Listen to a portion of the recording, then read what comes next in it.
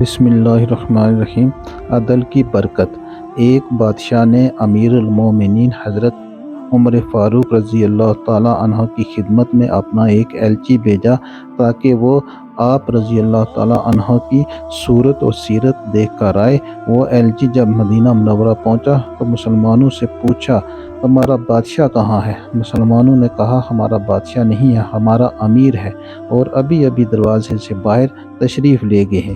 ایلچی باہر نکلا تو حضرت عمر فاروق رضی اللہ تعالیٰ کو دیکھا کہ دھوپ میں سو رہے ہیں، درہ سر کے نیچے رکھا ہے اور پیشانی یہ نورانی سے ایسا پسینہ بہا ہے کہ زمین تر ہو گئی ہے۔ جب یہ حال دیکھا تو اس کے دل میں بڑا اثر ہوا اور دل میں کہنے لگا کہ تمام جہاں کے بادشاہ جس کی ہیبت سے لرزہ براندام ہیں، تعجب ہے کہ وہ اس سادگی سے زمین پر سو رہا ہے۔